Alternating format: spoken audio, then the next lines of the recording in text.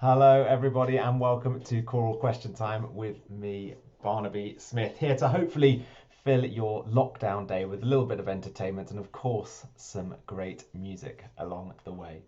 Now, as part of today's show, we're going to be looking back at the Live from London Christmas Festival, picking some highlights for you, and also looking forward at the Live from London Spring Festival, which is coming up in the next month or two. And I will also be answering your questions. So if you want to jump on the chat and let me know what you'd like me to talk about, then I'll be really pleased to share some thoughts with you today. I'm coming to you from here in Cambridge, where I live, and I think to get the brain juices flowing, to see if we can get some good questions coming in, I'm going to play you a little bit of Bach to start this show. It's a performance of the Sinfonia from Cantata 52, which is played here by the astonishing Gabrieli Consorts and Players, directed by their maestro Paul McCreesh.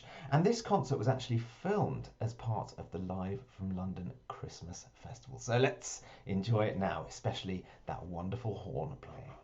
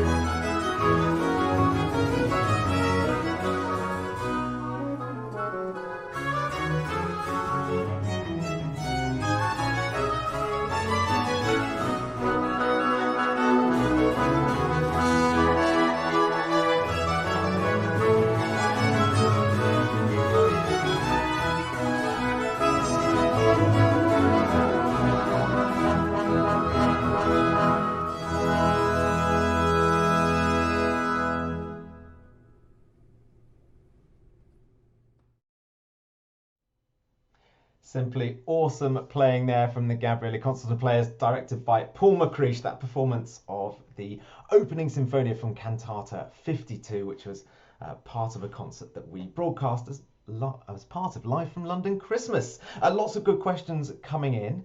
Somebody has asked why there are nappies behind me. Now, I must confess that I hadn't actually necessarily spotted there were nappies behind me, but this is a really important week for me, because later in the week, my partner is going to be having our first baby, our first son. So what used to be my office and studio has now been converted into somewhat of a baby room. So I'm sorry, but the nappies are, I need to get better practiced at this. A little bit more about that later on. If you've got any name suggestions, we're having a baby boy. If you've got some good name suggestions, then please do stick them on the feeds today.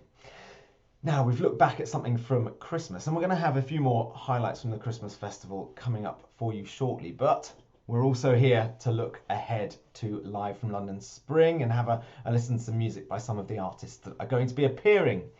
But if you haven't heard about the festival yet, why don't we have a little look at the trailer?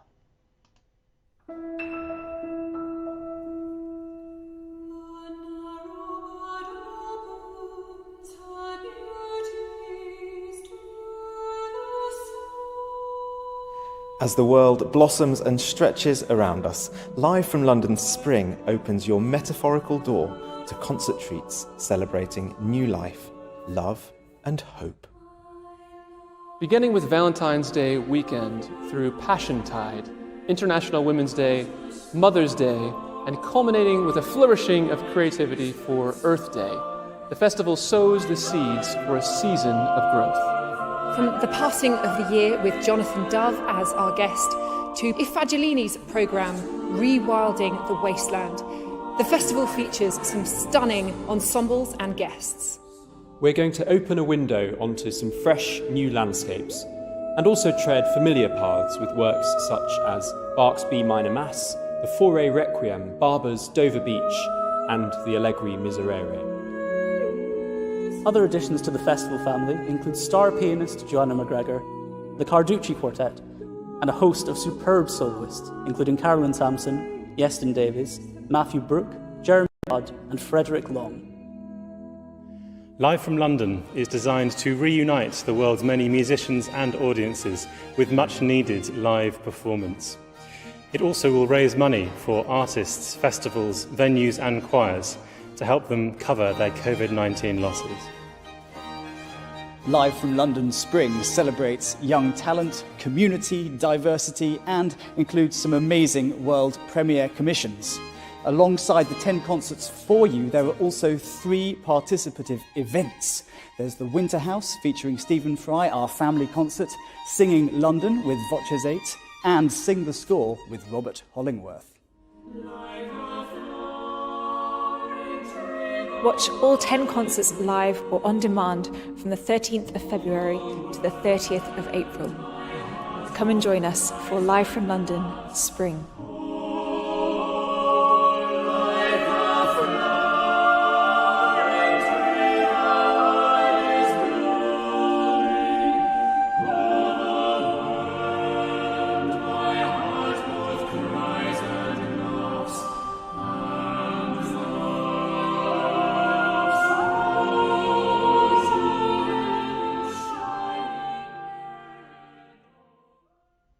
Host of treats to look forward to coming your way, and we'll be previewing some of those artists as we go forward. If you'd like to find your ticket for the festival, then you can head to voces8.foundation/live from London and you'll find all of the details there. We've got some great questions coming in. Thanks for all your well wishes with the baby. My next piece actually will have a small link to that, but as I say, name suggestions, get them there in the threads. I'd love that, because we've actually, one of my dear friends, a viola player from the Academy of Ancient Music, Jane Rogers, bought us a book of 7,000 baby names. And I kid you not, I've been through every single one and I'm still not particularly sure. We have a few favourites, which of course is bad luck to say, I think, but I'd love to hear your suggestions. Give me some inspiration. Some great questions coming in. Somebody's asked, what pieces I would recommend that smaller choirs absolutely have to try out. It's a very good question. I would say one of the most thrilling projects that I've ever done in VOCES8 is probably singing Bach's motets, one voice, two apart. It's pretty complicated stuff, so perhaps if that's a little bit too difficult, which frankly, even for us, it got a bit too hard at times, then I would look next probably at the Renaissance. There's beautiful music by, for example, William Byrd. His Ave Verum is a very good sort of entry-level piece, or Thomas Tallis's If Ye Love Me is also really, really nice. Then you can go on to things like Byrd's Sing Joyfully, which we sing a lot. There's a lot of great repertoire there. And of the more contemporary music, I love to sing The Road Home by Stephen Paulus. A lot of people sing that. And there's lots of music by composers like Ola Yelo. His Ubi Caritas is also really nice. So there's a few suggestions. Go and check those out. You can probably find VOCES8 recordings of most of it, because most of the music I suggest is stuff that we've sung. That's how I come to know it in the first place. I've also been asked about how we continue to rehearse and record and that sort of stuff during COVID-19. Well, with great difficulty. We have to obviously make music spaced out, but we fulfill quite a lot of criteria in terms of keeping ourselves safe. So we're very careful about how we get to and from work. We isolate, we form a bubble. We also actually now take COVID tests at the VOCES8 Centre to make sure everybody is healthy before we bring the group together. And then, of course, when we rehearse, it's all socially distanced, and we take all those appropriate precautions. And that in itself, the whole socially distanced thing, is really fascinating when it comes to the impact it has on our music making, or not necessarily on the actual final product. I hope that, I think there is some impact there, but the way in which we have to go about making the music as singers is really different.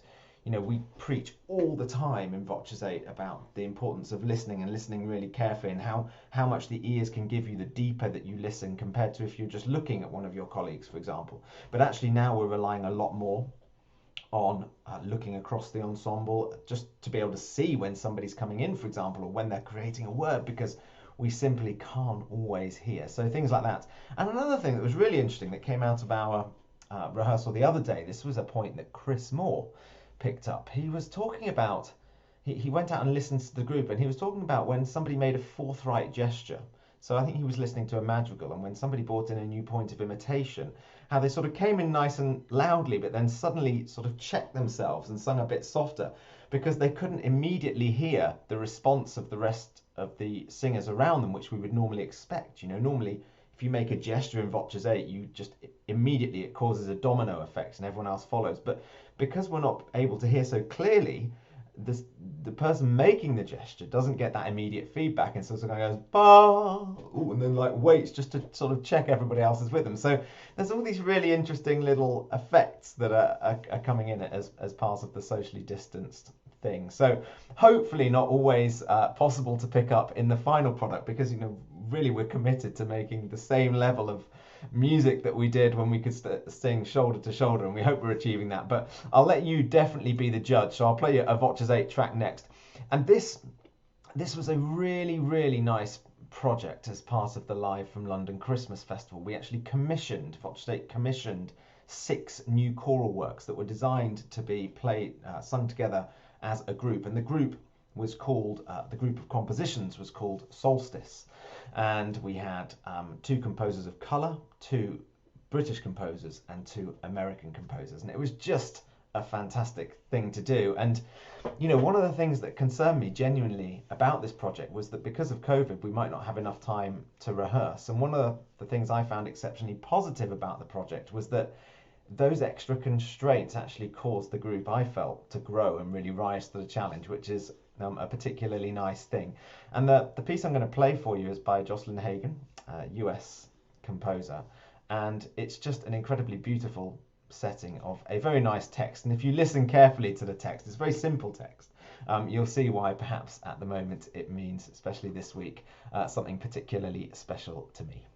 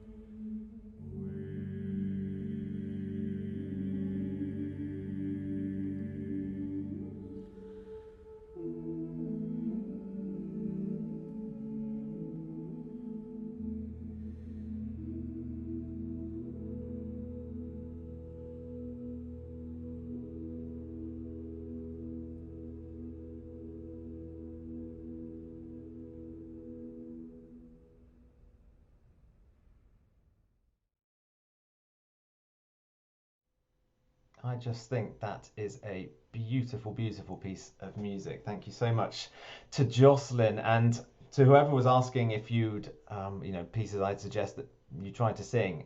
That I would definitely recommend. It's available to buy the sheet music from Edition Peters. So if you just jump online and type in Mother's Song by Jocelyn Hagan, then that should pop up. It's, I think, incredibly simple in so many ways, but also that I think the sparsity and combined with the beautiful melody, it really touches me, and it has done ever since I first sung it. It's a piece of craftsmanship from Jocelyn. So very nice to be able to bring it to you today. Other things I'd love to bring to you today is a big thank you, actually. You heard Andrea singing top soprano there, and she's very good at that, but she's also very good at art, and she has made me the most beautiful piece of art in sort of preparation for the birth of my son, which I thought you'd love to see. It's a lovely, I don't know how well you can see it, it's a lovely William Blake piece of William, I'll try and get rid of you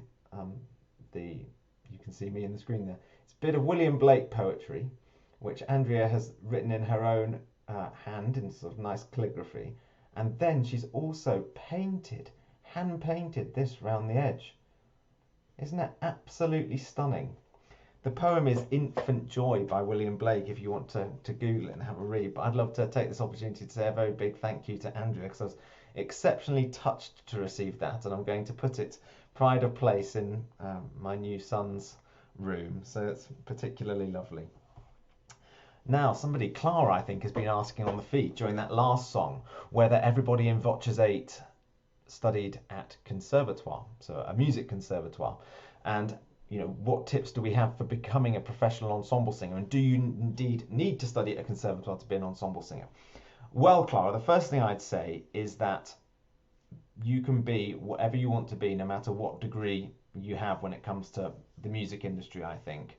And that's certainly true of choral music. It's not essential by any stretch that you have studied music if you want to be a professional singer in a group like VOCES8. In fact, in VOCES8, what we look for above anything else is a singer who is versatile and a singer who has a great personality. And often personality comes from having a broad range of interests, and versatility comes also from having a broad range of interests. So I would say that, of course, go and study music at conservatoire. It's a great opportunity to hone your skills. One thing to bear in mind as a singer is that often your vocal maturity can play a big factor in how far you can get during your studies. And so try not to study too young. I would certainly say of myself that I probably bit off a bit more than I could chew when I was about 21, 22, 23, and I wanted to really be the best I could be and could ever be at that age, whereas realistically my voice wasn't going to reach maturity until 28, 29, and so I was probably about 5 years ahead of where I could have been.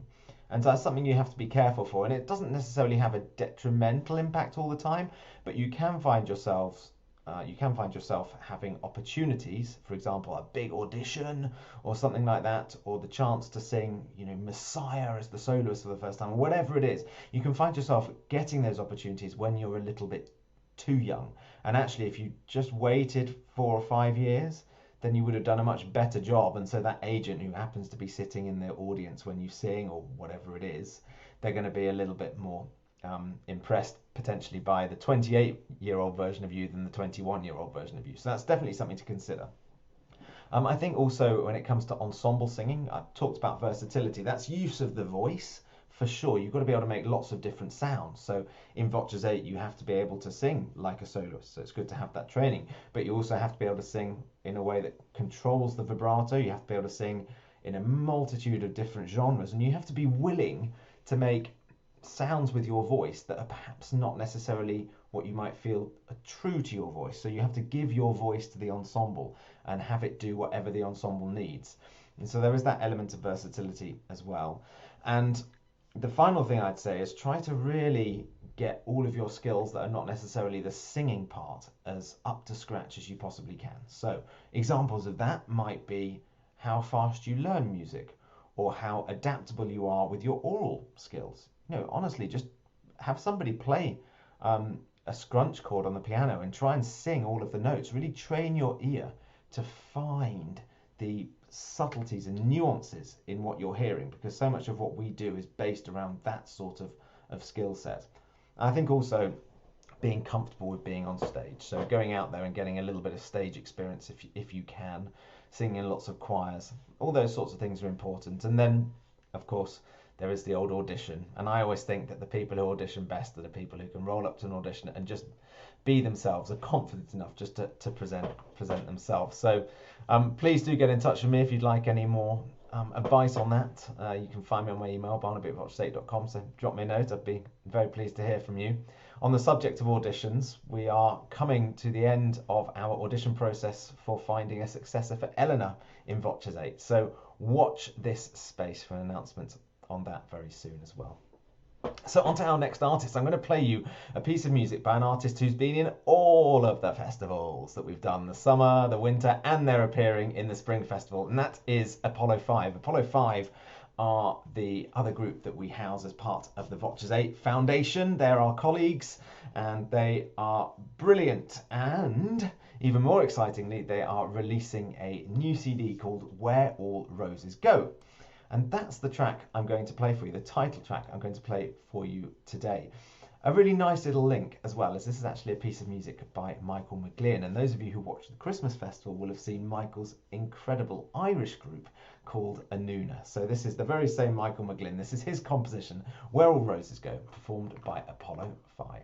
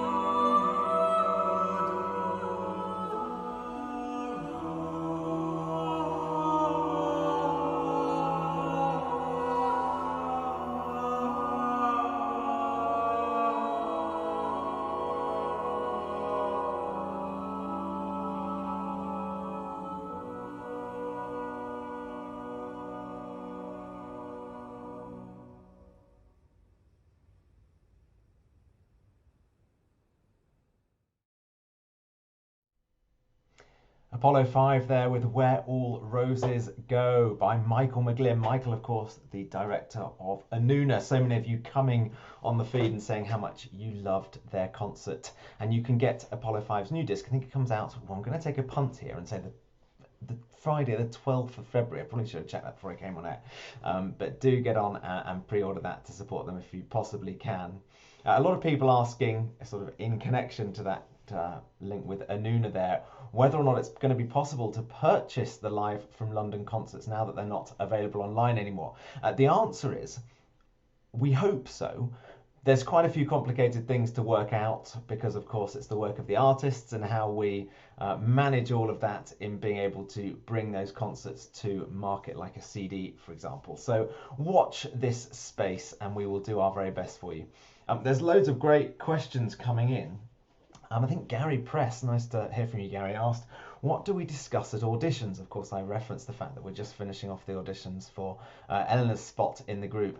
Well, we discuss lots, Gary. We probably discuss way too much, and the audition itself is an incredibly tough audition. I don't think I'd pass, really, actually, if it was me put through it.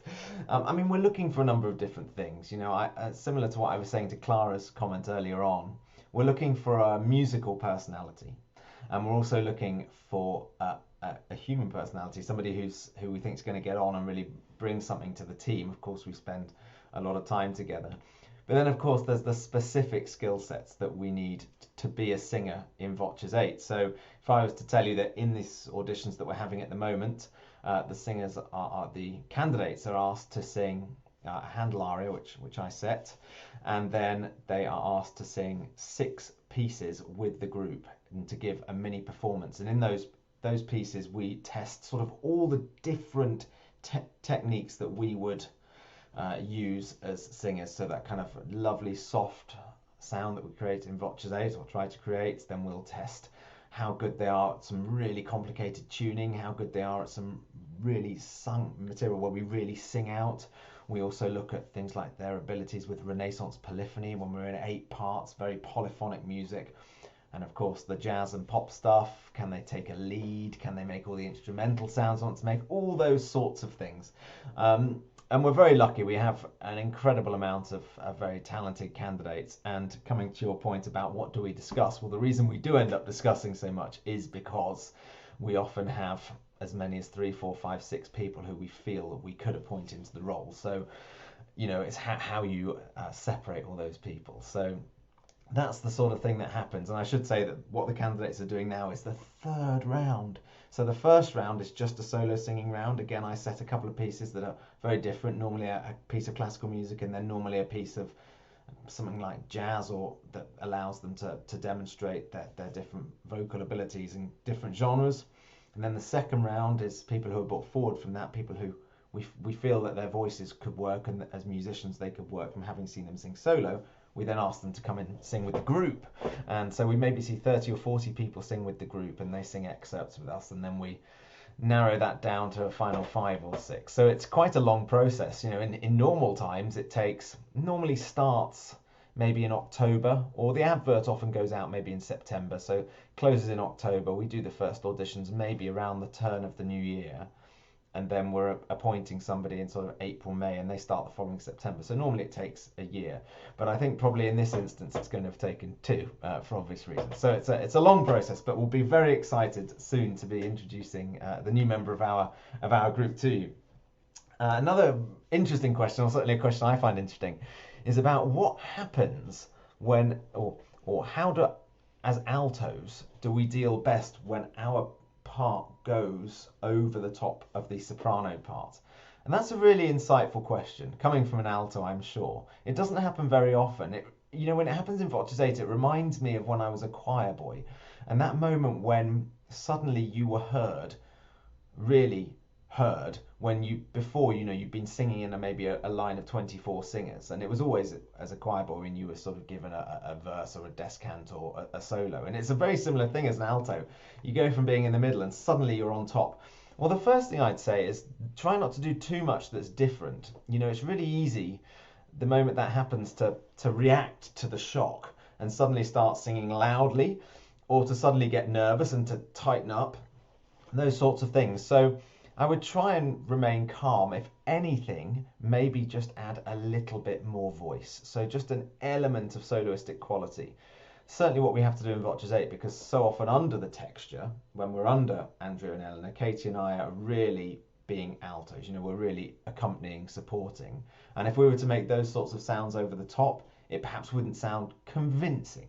So we will just sing a little bit more for ourselves, a little bit more of our own voice, probably too, so that we can sort of carry the sound of the group rather than being in a supportive role. So those would be that would be my advice. I think the other thing you could do to prepare yourself is actually practice it by yourself at home. So then when you have that element of suddenly coming out over the top and you're exposed, well, it's still not as exposed as singing it in your kitchen because it was just you, whereas at least there's a choir underneath you. So a couple of tips there.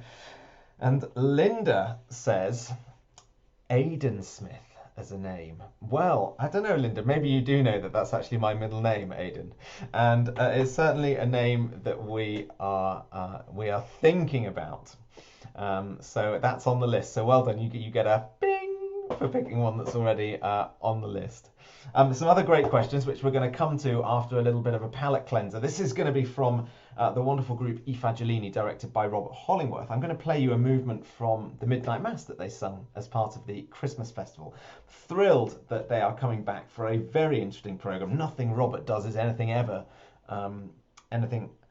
than interesting at any point ever. And they're coming to do a programme which looks at, I suppose, global warming. That's happening on Earth Day on the 22nd of April. But this little nugget is from the Midnight Mass. And actually the gentleman who is going to appear in the red velvet jacket is Mr. Frederick Long. And Freddie is going to be the soloist also in one of the concerts that we have in the Spring Festival. He is going to be performing Dover Beach by Barber with the Carducci Quartet. So it's also a very nice little spotlight for him, even though, it's a bit of a quirky solo, this one. So here's Fagiolini with the Agnus Dei from the Messe de Menuit by Charpentier.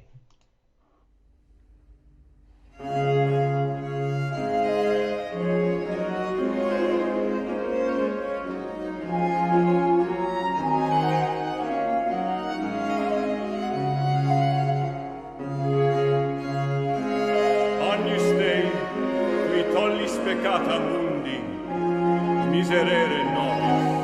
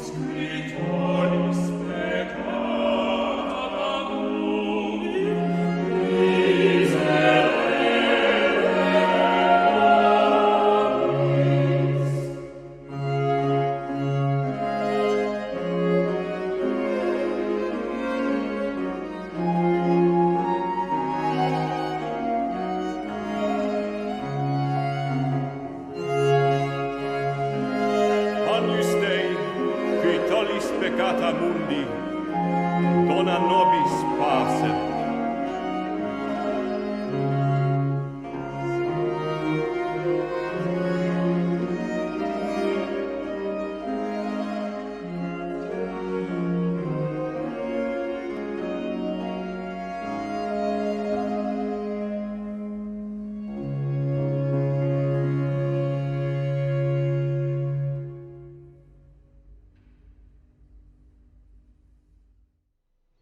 The brilliant Robert Hollingworth there with Fagiolini. Isn't Robert a great conductor? Oh my goodness, I just love to sing for him because it's all so fluid and so natural, and he makes just wonderful shapes, really, really musical. And the baritone soloist there, in a talking role, was Freddie Long. Now, if you want to hear Freddie actually do some singing, then he's going to be performing Dover Beach with the Carducci Quartet as part of Live from London Spring. Big shout out to Bobby, who says I should call my son Bobby. Bobby, it's very nice to hear from you. Bobby's a member of the VOCES8 Foundation Choir. living in the Netherlands though, so we can't get her over to perform at the moment, but we hope you're well, Bobby. I'm sure many people on this stream will have experienced your glorious singing at some point or another. Also a shout out to my friend Anna, who's watching. Anna is one of the managers of Gabrielli, so we had a very good time making that Bach for Christmas project. And actually I have a Zoom later with Anna to discuss baby names. So, you know, maybe we should just make Anna the the secretary here, because I'm doing this, I can't always watch the chats. I'm sure I'm missing loads of great baby names. So if you do have a good baby name, put it down there, and I'm sure Anna will take note and bring it to the meeting later. Now, we heard some early music there, didn't we, from Robert Hollingworth, and we've got lots of early music coming up as part of the Spring Festival, one piece of which is Bach's glorious B minor Mass, and it's going to be my absolute honour to conduct that. I'm actually really very, very excited. We have an all-star cast, actually. We have the Academy of Ancient Music being led by Rachel Podger. You may have seen Rachel playing with VOCES8 in A Guardian Angel in the Christmas, the opening concert, in fact, of our Christmas season. And we also have VOCES8, obviously minus myself, singing. And I believe possibly maybe even the new VOCES8 singer might make their debut in that concert as well. And to add to the fun and games, we have some incredible soloists. We have Yestin Davis singing countertenor. We have Jeremy Budd, who you will have seen in the Bach for Christmas, singing tenor. Matthew Brook, if you watched our Messiah at Christmas, you'll have seen Matt Brook's incredible Messiah arias. Matt is coming to do the bass part. And we have Helen Charleston singing mezzo-soprano, also from Bach for Christmas, and none other than Carolyn Sampson coming to sing soprano. So an absolute all-star lineup. And to get you in the mood, here is a bit of Carolyn singing again as part of the Christmas festival. This is the Echo aria from the Christmas Oratorio. So it's Carolyn Sampson with the Gabrielli Concerts and Players, directed by Paul McCreish, and special mention to the Echo, sung here by the glorious Anna Dennis.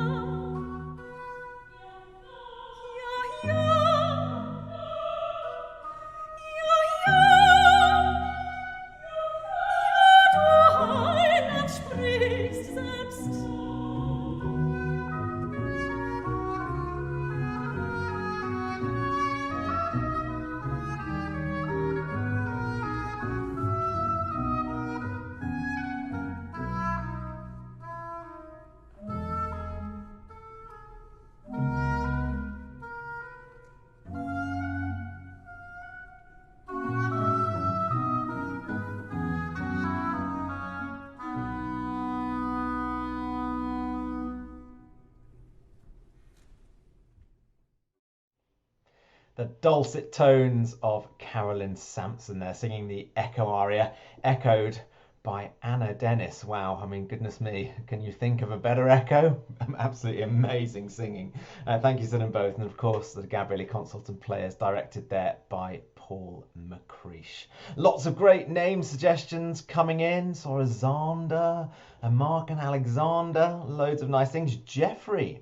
That's one we hadn't actually thought of. Jeffrey, it's a nice idea. We've been asked how we develop camaraderie in VOCES8. It's a good question. We think quite a lot about the balance of the team, as I was saying with the audition question. We also think about trying to enable the team to function well at difficult moments. So we often take managerial training for that sort of thing, where we sit down as a group and we talk about some of the things that can happen that make life a little bit stressful, and how as a unit we might cope with that, and what sort of behaviors we might see each other exhibiting and why we might be doing that. So a little bit of awareness both of ourselves and also of our team members. We do that with consultants. But when it comes to developing camaraderie, I mean, we're hugely lucky in the group that we spend most of our lives experiencing amazing things together. I mean, if a concert is not amazing enough when you consider we normally do 100 and some of those a year, then you think about some of the other things we do, some of the places we go in the world together, some of the cultural experiences we have, some of the experiences of recording or collaborating with other artists, all those sorts of things. We do everything together. And that, for me, that's one of the really nice things about being in a group, is that you do it together. And because you're always there supporting each other and experiencing it with each other, and you've got photos to look back on, all that sort of stuff, you really grow tight and bond as a unit. So I would say that we don't really have to do things so much to develop camaraderie. We do have to, as I say, work on how we might function as a unit when things get tough. But even a lot of that comes from instinct. But occasionally, of course, we deliberately go out and socialise and that sort of thing, and arrange things like Christmas parties, all that sort of stuff. So there is an element of that, but so much of it is gleaned from just being on the road together. Now, exciting week for Stile Antico, and indeed for the record label that VOCES8 is proud to be released by Decca Classics, because they have a new collaboration, Stile Antico and Decca, for a series of records celebrating some important birth years. And this first record is celebrating the birth year, which we're currently in, of Josquin, whose music I'm sure you will be familiar with. If you're not familiar with his music, then I definitely recommend that you get out there and check some of it out. He's sort of known as the godfather of polyphony, if you will. And I've chosen a track to play today of theirs, which, again, coming back to that question we have right at the beginning, nice pieces that you can sing with a small ensemble. This definitely fits that category. We actually did it last year for the first time on stage as part of our BBC Proms concert. It's a very tricky setting in some ways. The notes themselves are really straightforward, but the interesting thing about it is that it's not necessarily scored sort of traditionally soprano, alto, tenor, bass as we would know it now. The two inside parts in particular are sort of both, well, either really high tenor parts or really low alto parts. So the way we deal with it in VOCES8 is that we tend to put myself with Blake, so we're mixing an alto and a tenor, and then Katie with Ewan, so again mixing an alto and a tenor. So you sort of get a mixed voice on both the inner parts. And I was talking to some members of Stile Antico about this the other day, and they were basically saying, yeah, they're doing the same thing. They're not viewing, they have 12 singers, and they're not viewing them as SATB anymore. For this record, they're actually really just working on range and trying to I suppose smooth it all out across those inner parts especially. So Stile are going to be performing our concert, sort of celebrating the beginning of Lent, if you can celebrate the beginning of Lent, does that make sense? Marking the beginning of Lent, shall we say. Their concert's going to include Allegris Miserere, also an incredible setting of the Lamentations by Robert White, some 20 minutes long. So that's coming up in the middle of February. But today we're going to hear a track from their new record. This is the Ave Maria.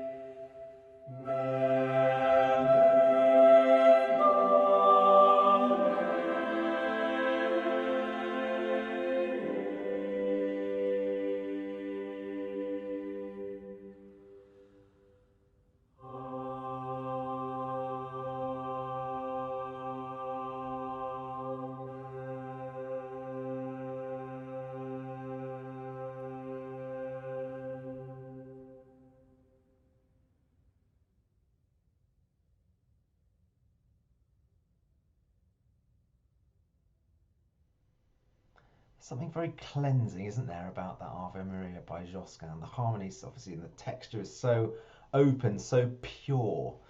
Beautifully sung, of course, by Stile Antico, and I really urge you to go and check out that new CD there on the Decca Classics label. Now, that brings me almost towards the end of my show for today. Thank you very much to all the people who've come up with some great name suggestions. What have we got here? We've got Josquin Smith, yeah, good one. Gabriel, well, Gabriel is actually my nephew's name, so that one might be taken, but we are looking at some of the other angelic names. How about Raphael? How about that for an option? Caspian, now that's one I hadn't come across. Is it in Jane's book? It must be in Jane's book that she gave me of 7,000 baby names. By the way, Jane was playing in Robert Hollingworth's I Fagiolini Agnus Dei. Check out Jane on the viola. Thanks again for that book. I'm not sure Caspian was in it. Maybe it was. I need to check again. And Jasper as well. Jasper's a very nice name. I had a nice friend called Jasper when I was young. And it's interesting, isn't it, how much we associate people we know with a name to actually whether or not we like it. We're not really, I don't think, a lot of the time judging the name, but more our association with it. So thank you for all of your wonderful suggestions. There have been some Perseus, Martin Bonzi says Perseus Smith. Yes, Perseus is Libby, my partner's company is called Perseus, so good suggestion.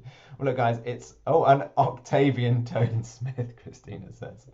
It's been so lovely to see you all again and spend some time with you. Happy New Year if I haven't been in touch with you since the new year. It's obviously a big week for me, and next time I see you all I'll probably hopefully be with a baby boy, all being well. So thanks as ever for your support. A reminder that we are doing these live from home events every Monday, forthcoming at 4 p.m. I believe next week you get to spend some time with my brother Paul doing some creative music making in preparation for some family concerts that we have coming up in the future. So I think to leave you today, I'm going to play you a little bit more I Fagiolini, but perhaps I Fagiolini as you haven't necessarily seen them in the Live from London festival, at least. And all I'll say is that I am going to try on Friday, which is the due date for my son, to be as relaxed and as cool as Robert Hollingworth is in this wonderful performance. So from me, a very happy week to you all. I hope that you can find a way of sustaining yourself joyfully through this lockdown, and thank you so much for coming and spending some time with me today. Goodbye and see you all soon.